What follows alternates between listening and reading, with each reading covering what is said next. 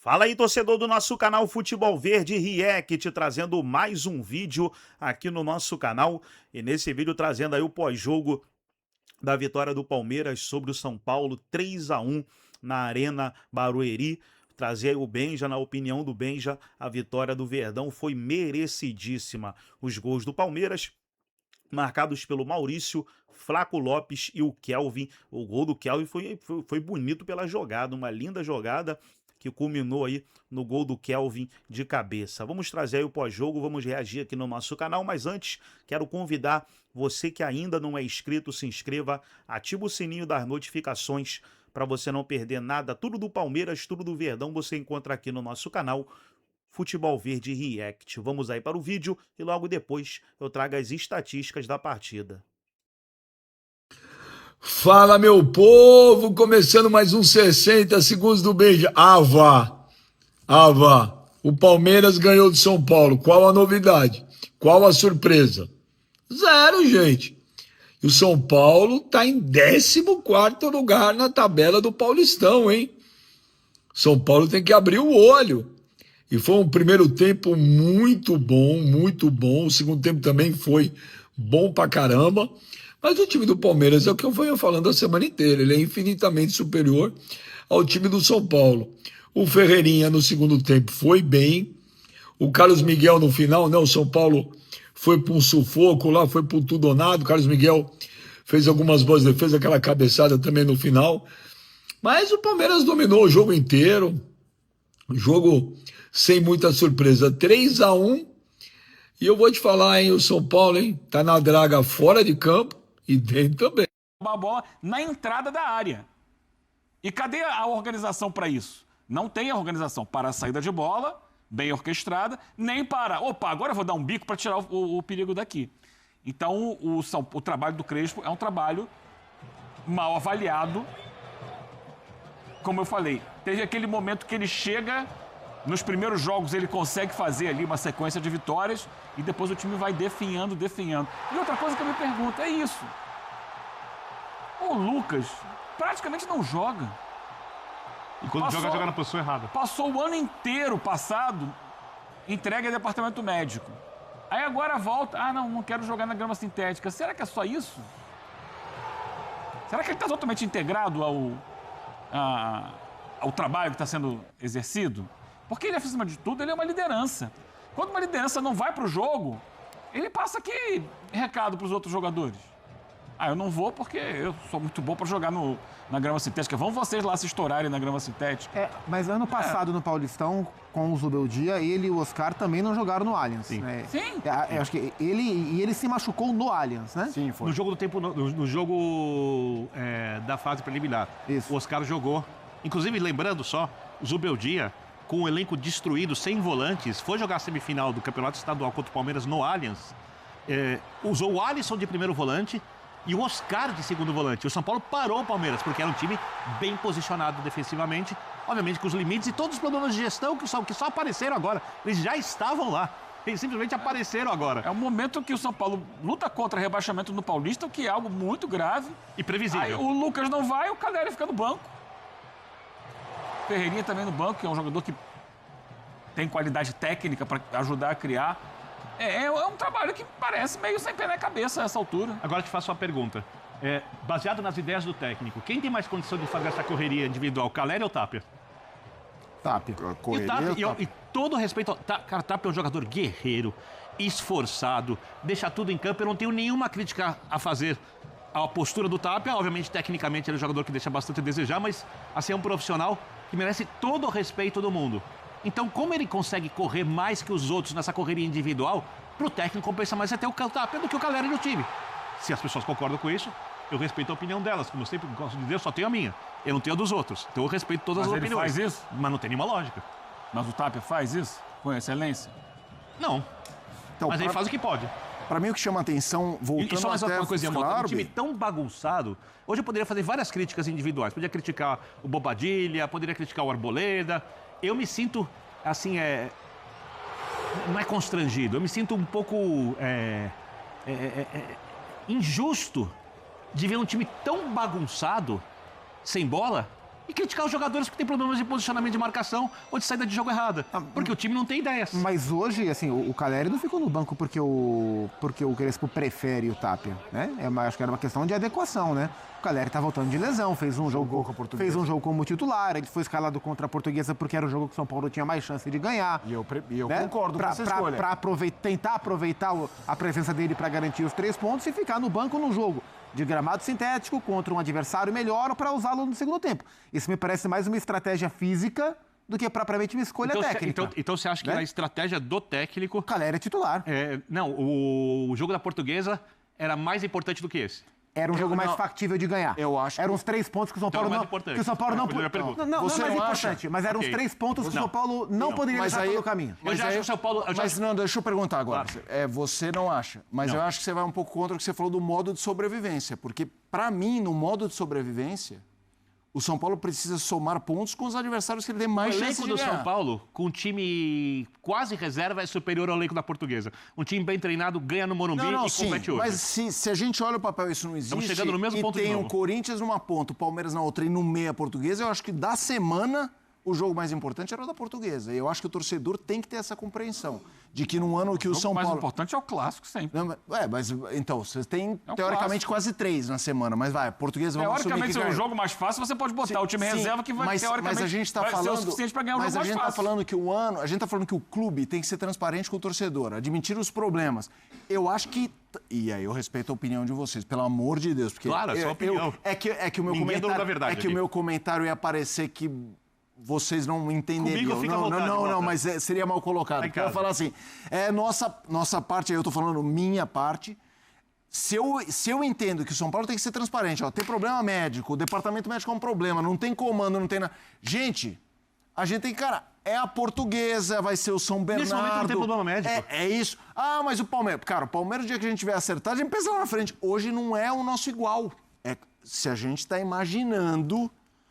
E eu tô conjugando aí no plural, porque foi assim que você colocou, Birner, de um ano de sobrevivência e de entendimento. E eu acho que esse ano de sobrevivência é ainda maior quando você olha pro São Paulo, porque e aí eu ia trazer esse tema e aí por isso que eu pedi a palavra. Se puder colocar, Marcão, a aspas que ele deu, a declaração que ele deu à TNT antes do jogo. A gente chegou a 7 meses, mudou tudo, departamento médico, diretoria, presidente. Com calma, vamos tentar ajudar onde podemos. É difícil. Talvez estejamos falando do pior momento da história do São Paulo. O time não é um corpo estranho a tudo isso. Precisamos de estabilidade. A ideia é colocar nesse momento serenidade e o São Paulo Futebol Clube no centro de tudo. Ele falou isso. Para jogar para vocês, onde que eu acho importante? Hoje, a única figura de comando para falar, basicamente, é ele. Porque comparando, e no Sport Center a gente debateu essa semana, eu sei que Não, e São tem o Paulino, chefe dele. o Tem São Paulo, tem o Rui Costa. O São Paulo o São Paulino talvez não goste de comparar ao que foi o ano passado do Corinthians. Mas no Corinthians você via gente brigando, você via havia o Fabinho Soldado, bem ou mal, tem o Rui Costa, é verdade. Mas o Muricy saiu ontem, não sabe se tem o Rafinha para vir. Tem um cenário político que você conhece bem, Birner, de gente que vai se esconder, porque vai querer que o Casares saia, mas que no fundo é a mesma linha, só não quer afundar com ele. Sim. Então me vem isso de diferente para o São Paulo. E eu acho que o time de futebol, e aí comissão, jogadores, ficam muito, nesse momento, abandonados. Então eu me sinto à vontade de falar, porque eu não trocaria jamais o Zubeldia. Mas já que trocaram, eu entendo o debate sobre o futebol, acho que o time tem críticas, mas volto à minha primeira frase, que vai ser difícil analisar o futebol nesse bololô político que é o São Paulo. Só para ser claro, eu não estou nem falando que o Crespo tem que sair, porque quando eu digo que alguém tem que sair, eu preciso dizer quem vai ser contratado.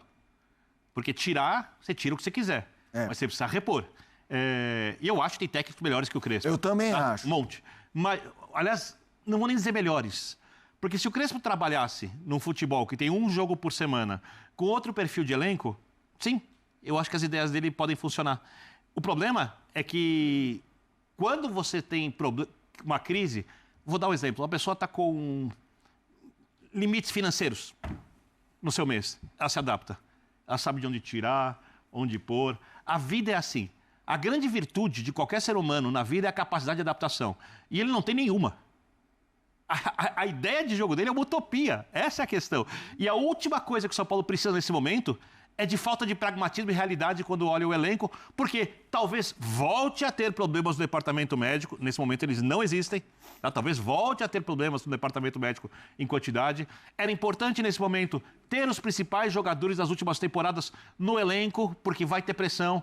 O São Paulo tem uma base que supostamente é promissora, eu estou falando supostamente porque eu não sei se é ou não é. Se for, e esses jogadores subirem numa temporada difícil, com os times brasileiros vários investindo cada vez mais, o São Paulo sem contratar, é importante que haja jogadores experientes, que deem a sustentação para esses jogadores mais jovens, que vão ter que lidar com uma situação muito diferente do que é jogar a Copinha, por exemplo, que o São Paulo está na final mais uma vez.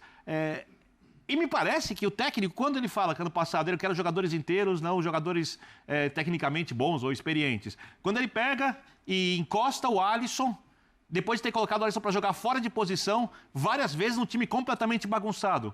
Parece que o Alisson é o problema do São Paulo. O Alisson saiu e tá aí. Tá aí o São Paulo, sem o Alisson. Tá bom? Tá perfeito? O campo tá mostrando. Alguém que quiser ver. Sim. O técnico tá vivendo num outro mundo. Agora, eu não tô falando que o técnico tem que sair, e não é porque eu tô em cima do muro. Eu teria que dizer quem contratar. Essa, para mim, é a grande questão. E olhando o mercado, olhando o perfil do São Paulo, não é fácil achar. Tá? Mas qualquer técnico que, se o Crespo uma hora for demitido, vier e fizer um trabalho arroz com feijão, valorizando os principais jogadores, dando a eles as funções que eles conseguem executar hoje. Hoje o Lucas, por exemplo, é o segundo atacante. O Lucas não é o meia. Tá? O São Paulo vai ser mais competitivo do que é hoje. Se vai jogar bem, vai ganhar campeonatos? Ganhar campeonatos, acho que não. Uma Copa, se embalar, pode ser. Campeonato de pontos corridos, chance zero. Se vai jogar bem, não posso dizer, mas será mais competitivo do que é hoje. E dentro da realidade do São Paulo, numa temporada de sobrevivência, o São Paulo precisa ser o mais competitivo possível, fazendo o mais simples possível. Não essa ideia de jogo rebuscado, utópica, sonhadora, que o treinador está tentando implementar desde a metade do ano passado. Turma, vamos pro Palmeiras. Aliás, torcedor do Palmeiras, a gente geralmente abre a linha de passe com um time vencedor e tudo mais, mas tem também a questão da notícia. Vamos lá, Palmeiras como notícia, lidera, o que faz... Para variar um pouquinho. Em 5 jogos ganhou 4, teve a pior derrota da era Abel, então já foi aquela coisa, Novo Horizontino, 4-0, mas segue o seu voo tradicional. E aí eu começo contigo, Zupac, é líder com um jogo a mais, é verdade, o Bragantino pode passar, o Novo Horizontino pode empatar, mas de quarto para baixo ninguém pode chegar nem perto. Até porque Mirassol e São Bernardo também já fizeram 5 jogos. Quanto esse cenário que eu apresento, de 12 pontos em 5, é verdade, tomou um 4-0 do Novo Horizontino. E aquela coisa do... porque o Abel é ainda aquela coisa de ter perdido para o Flamengo. Porque o ano do Palmeiras começou não só ok, começou bom. Não só ter perdido para o Flamengo, né? É ter perdido para todo mundo que o Palmeiras perdeu na última temporada.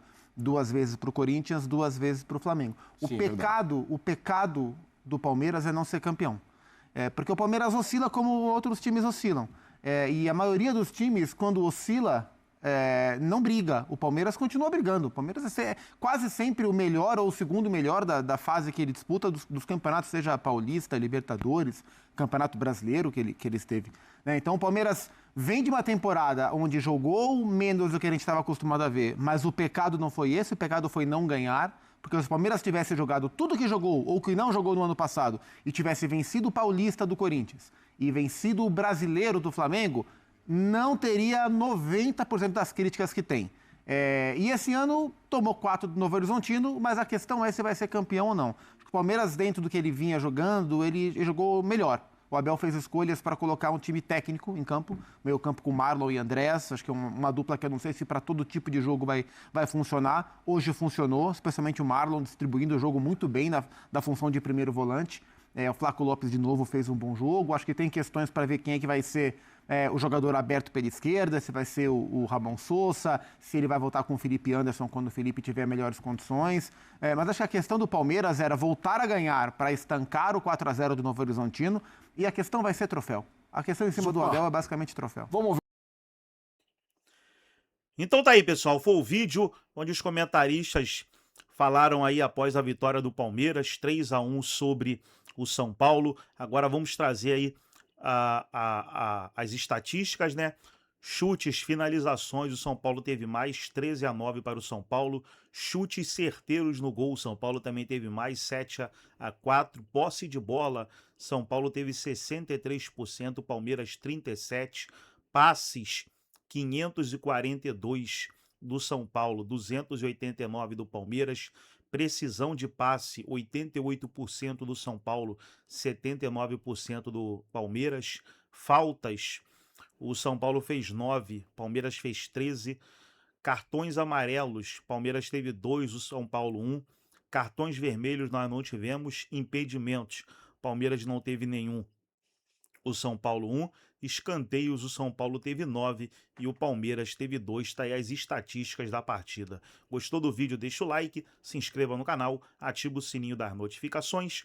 Forte abraço a todos e até o nosso próximo vídeo aqui no nosso canal.